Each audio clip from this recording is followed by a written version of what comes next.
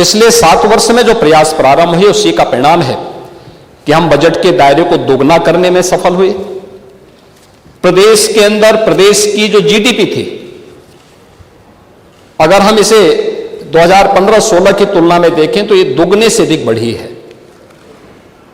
अगर हम प्रति व्यक्ति आय को देखें, पर कैपिटा इनकम को देखें, ये दोगुने से अधिक बढ़ी है।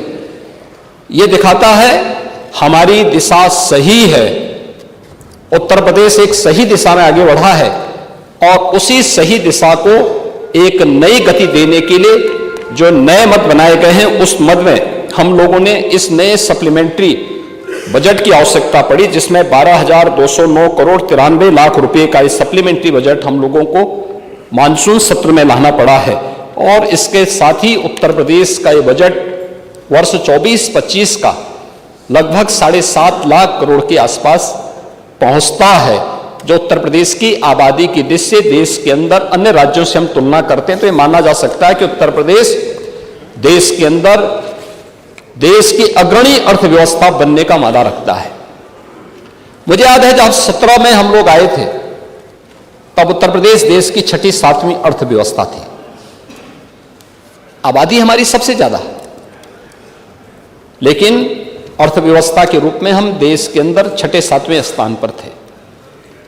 उत्तर प्रदेश के बारे में कैसा परसेप्शन था, ये किसी से छुपा हुआ नहीं है। आप में से सभी माननीय जनप्रतिनिधिगण उत्तर प्रदेश से बाहर जाते थे और बाहर जाकर के इन बातों को अनुभव करते थे कि कैसी स्थिति है। पहचान का संकट होता था उत्तर प्रदेश के नौजवानों के सामने, उत्तर प्रदेश के नागरिकों के सामने। आज मैं कह सकता हूं उत्तर प्रदेश के नौजवानों के सामने नहीं, किसी भी व्यक्ति के सामने उत्तर प्रदेश का है, देश उसे सम्मान की निगाह से देखता है, शक की निगाह से नहीं देखता है। एक सबसे बड़ा परिवर्तन आज ये हमारे सामने देखने को मिलता है।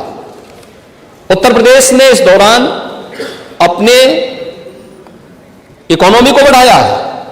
आज हम देश की 7वीं नहीं बल्कि दूसरी बड़ी अर्थव्यवस्था है और अगले 3 और 5 वर्ष का जो रोड मैप हम लोगों ने तैयार किया है, उस रोड मैप के साथ भी आज मैं सदन में इस सप्लीमेंट्री डिमांड के साथ बोलना चाहूंगा कि उत्तर प्रदेश ने जो एक कार्य इस दौरान किया है, इसके परिणाम आज हमारे सामने आए हैं। और ये जो बजट है, ये बजट केवल एक बजट नहीं है, यह जो आकार बजट का बढ़ा है, दुगना, लगभग बजट दुगना हुआ है।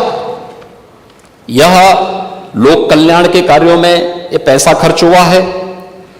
अंतिम पायदान पर बैठे हुए व्यक्ति के लिए, गांव है, गरीब है, किसान है, नौजवान है, महिलाएं हैं, उन तक योजनाओं का लाभ पहुंचाने का कार्य हुआ है। इंफ्रास्ट्रक्चर डेवलपमेंट के बेहतरीन कार्य हुए हैं और शिक्षा, स्वास्थ्य, कौशल विकास, इन सब पर ये कार्य हुए हैं और उसका परिणाम है कि उत्तर प्रदेश के अंदर अर्थव्यवस्था भी बढ़ी है और प्रति व्यक्ति की आय में भी बढ़ोतरी हुई है।